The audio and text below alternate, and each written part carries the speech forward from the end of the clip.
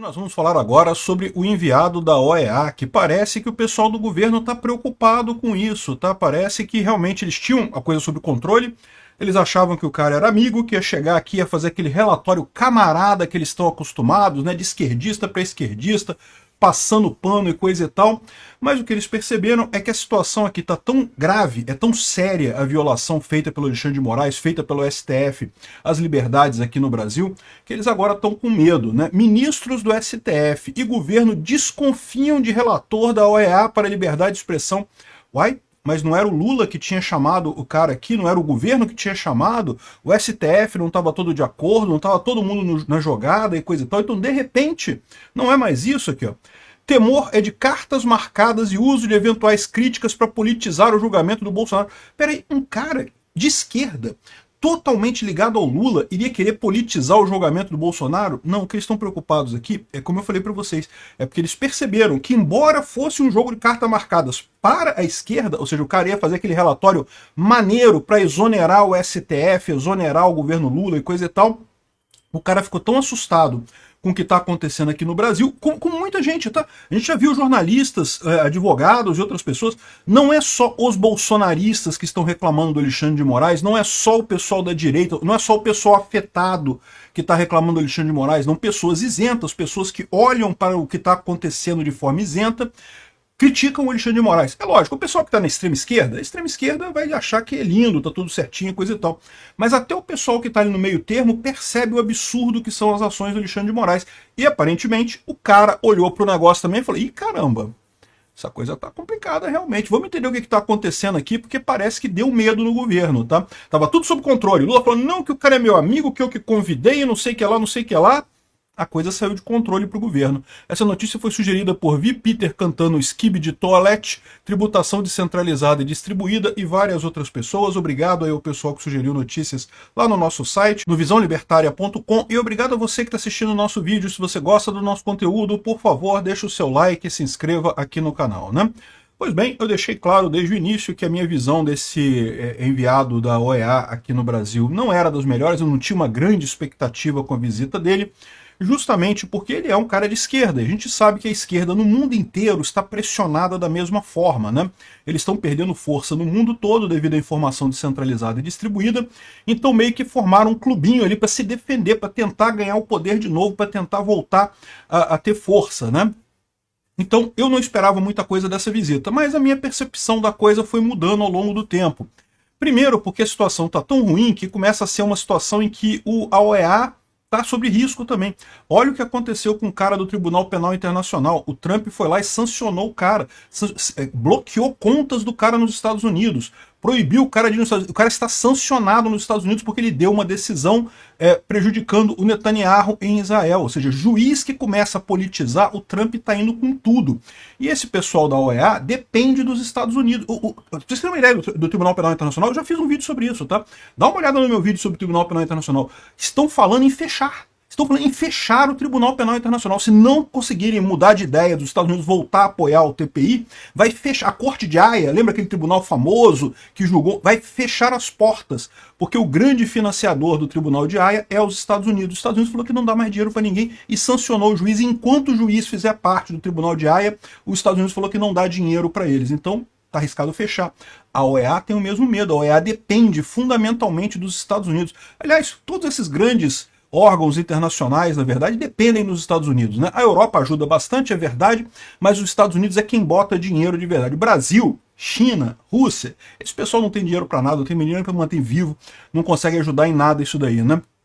Enfim, o pessoal da própria OEA está preocupado com isso. Então parece que o cara, por mais que seja de esquerda, né?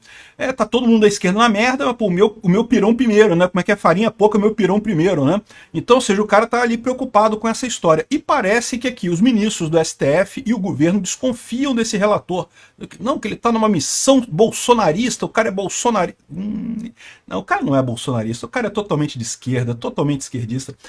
O problema que eles estão falando aqui é que a ação que o STF está tomando contra a liberdade de expressão no Brasil é tão chocante, é tão abertamente ditatorial, é tão absurda sobre qualquer ponto de vista que você olhe, que até um pessoal de esquerda, mas que não está nesse clubinho, não está nessa briga aqui no Brasil, que não está no bolsonaristas versus petistas aqui do Brasil, o cara olha para isso e fala, não, peraí, tá errado esse troço, tá errado essa coisa, né?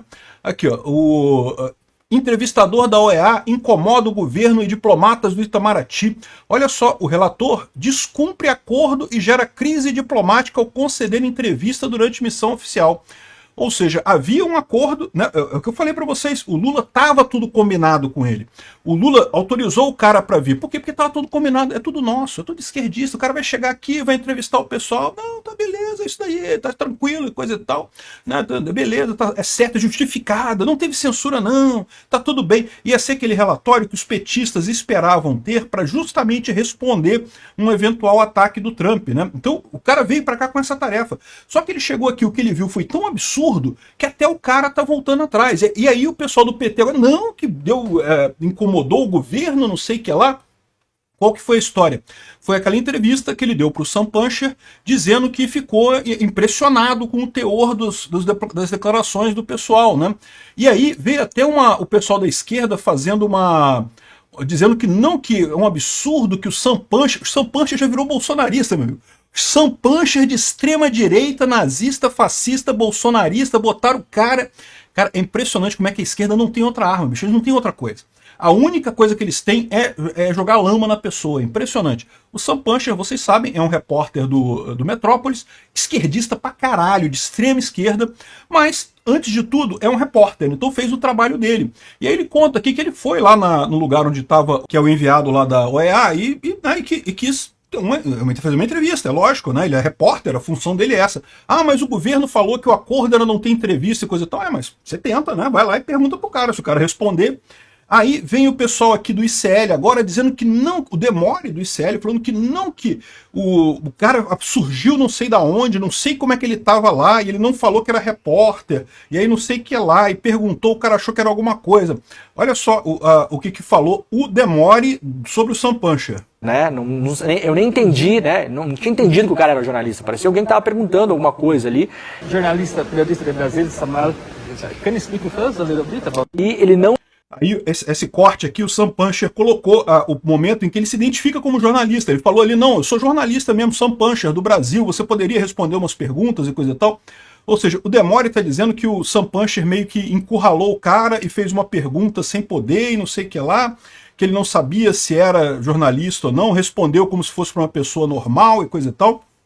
Aquela frase de dizer que ficou impressionado com os relatórios que viu aqui no Brasil, né? O suposto veículo é o Instituto Chupa Lula, né? Aquele instituto do Felipe Neto que lambe o saco do Lula lá, o Instituto Chupa Lula replicou a mentira nas suas redes sociais, falando esse negócio, não que o repórter, o suposto repórter que estava lá no lugar sem autorização e não sei o que lá. E aí o Sam Puncher explicou que estava na parte de baixo do prédio, a parte de baixo do prédio é pública, todo mundo pode chegar ali, e ele fez o que todo repórter faz, tentou fazer uma entrevista, e o cara falou, então pronto, ele se identificou como repórter. Falou que era o Sam Puncher, repórter do Metrópolis e coisa e tal, estava aqui com a cinegrafista, que é essa moça que está com ele aqui, e fizeram a gravação, né, que foi que repercutiu, que deixou o pessoal apavorado. Tá aqui a Mônica Bergamo falando que não que tá apavorado, que tá um barata voa no STF. E por que tá esse barata voa no STF? Porque, de novo, esse pessoal tá numa bolha desse tamanhozinho. Na bolha deles aqui no Brasil, não, tá tudo certo, Alexandre de Moraes está salvando a democracia. Não, porque quem critica o Alexandre de Moraes é só bolsonarista, o pessoal bolsonaro queria dar golpe, e não sei o que lá, o Alexandre de Moraes tá tudo certo. Não, que é proibir as pessoas de falar, não é censura, é só uma resposta à tentativa de golpe, que começou antes da suposta tentativa de golpe. Em 2019 já começaram a censurar pessoas, a proibir perfis de pessoas nas redes sociais, enquanto supostamente o golpe teria acontecido no dia 8 de janeiro de 2023, ou seja, 4 anos depois dessa história toda. Assim, não faz sentido nenhum isso, né? Mas, de novo, na bolha da esquerda, desse pessoal, tá tudo certo. Quando eles chamaram o cara do OEA, que eles falaram, não, o cara é dos nossos, vai chegar aqui, vai olhar e vai chegar à mesma conclusão que a gente. Só que esse pessoal não tá entendendo o que tá acontecendo. acontecendo. Já aqui no Brasil, vários advogados da esquerda, pessoas que não são bolsonaristas, que não são de direita, já estão olhando porque o Alexandre de Moraes está fazendo, e ó, puta que pariu, esse cara tá exagerando, ele tá falando merda, tá agindo como eu falei. Em 2019 eu falei isso. Alexandre de Moraes está agindo exatamente como o DOI-CODE na época da ditadura. Tá fazendo as exatas mesmas coisas que os militares faziam em 64. Eu sou contra a ditadura militar de 64. Nunca defendi a ditadura militar brasileira. O Alexandre de Moraes está fazendo a mesma coisa agora. É o mesmo erro. Não importa o sinal de que lado que tá. É errado do mesmo jeito, né? E de 2019 para cá, foram tantos exemplos, tantas coisas absurdas que aconteceram, que até o pessoal, o cara de fora olha pra coisa e fala, epa, isso tá errado, isso tá estranho, né? E aí, agora, furou a bolha do STF, que é aquela bolinha pequenininha desse, não, tá tudo certo, Alexandre de Moraes tá fazendo tudo, tá defendendo a democracia brasileira, e agora o pessoal tá apavorado, porque percebendo que furou a bolha, né? O pessoal de fora tá olhando pra nossa bolha e tá vendo que deu merda, né? Que a gente tá fazendo coisa errada. Aqui, ó, aí... essa reunião com o pessoal da esquerda em Brasília não estava na programação. Tá? Não estava na programação. Os deputados de Brasília, os esquerdistas, fizeram questão de fazer essa reunião, trouxeram a reunião, e aí vomitaram aquelas coisas todas de que não, que o golpe e não sei o que lá, e aí o enviado relata perceber o poder da desinformação no Brasil e não sei o que lá. Isso daqui foi o quê? Foi o governo Lula chamando o cara e falando, não, peraí. Não, você tem que dar uma declaração contrária, porque você falou aquele negócio lá, atrapalhou a gente, agora você tem que fazer uma declaração do outro lado também. Forçaram o cara a mudar a agenda dele. Isso não estava... A gente fez uma revisão da agenda. Era o STF no primeiro dia, políticos, deputados da oposição no segundo dia, e depois era conversar com lideranças civis. O cara vai embora amanhã, meu amigo. Dia 14 já é o último dia dele aqui. Então, ou seja, acabou, né? Não entrevistou mais ninguém, não falou com o Felipe Martins, não falou com outras pessoas. Por quê? Porque os deputados de esquerda sequestraram o cara, não tem que falar com a gente aqui. O cara deve estar percebendo, isso aqui o pessoal da esquerda pode estar achando que não, aí arrebentamos, forçamos o cara a vir aqui ouvir a gente.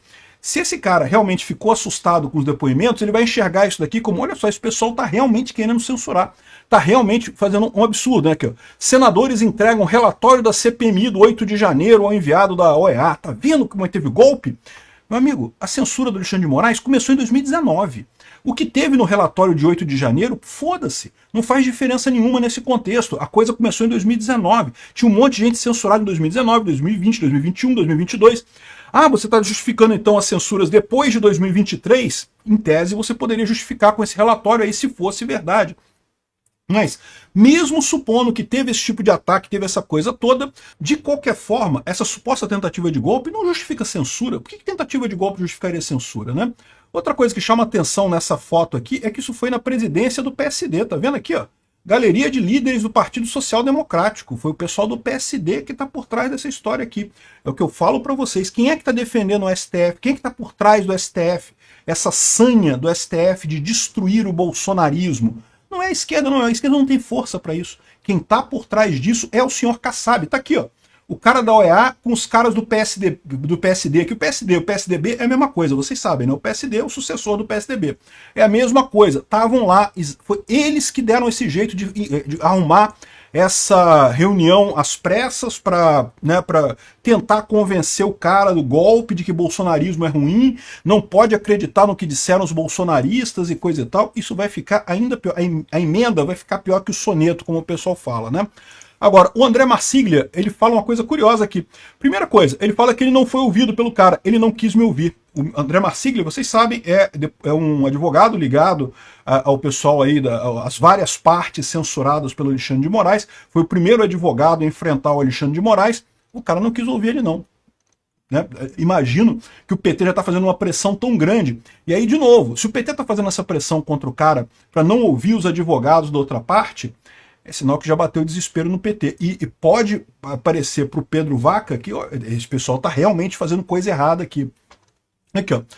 André Marsiglia, corre na rede uma entrevista da Mônica Bergamo dizendo que o STF estaria apreensivo com o relatório da OEA. É essa entrevista que a gente falou aqui, o pessoal da OEA está preocupado, né? O que o STF teme de verdade é a forma como a nossa censura será apresentada no mundo. Isso não depende só da visita ou do relatório, mas sobretudo de nós. Então esse alerta que ele faz aqui eu acho que é muito importante. Se politizarmos demais a visita, adjetivando ministros, vociferando contra o STF, o relatório será político e o tema será visto assim lá fora, uma pena. Então o que ele está fazendo aqui é um puxão de orelha no pessoal, dos deputados bolsonaristas, que realmente, né, xingaram muito o Alexandre de Moraes, falaram sobre o amigo do meu pai, e embora todas essas coisas sejam um absurdo de verdade, quanto mais técnico for a coisa, veja, a gente tem argumentos técnicos do lado do direito para mostrar o nosso ponto. Tem um monte de advogado técnico aqui no Brasil que percebe que o Alexandre de Moraes está fazendo um absurdo. Se jogar isso para o lado político, vai ficar, não é briga política, tá? Direita brigando com esquerda, não tem nada de errado no Brasil, não, é só briga política lá. Isso seria o pior pra gente, né? Então eu acho que é muito importante esse toque que o André Marsiglia deu aqui. Eu acho que os deputados da oposição, os deputados do PL, do Novo e coisa e tal, devem prestar atenção nisso. Sim, criticar, mas criticar de forma jurídica, de forma neutra, sem partir para muita adjetivação, sem entrar em muita coisa política, porque se entrar nisso, aí vai ficar a impressão de que é briga política, né? Mas o ponto central é essa visita, que era para ser uma visita que a esquerda está tudo controlado, é tudo nosso, é tranquilo, está resolvido. O pessoal da esquerda está com medo, meu amigo, vai dar ruim para esses caras.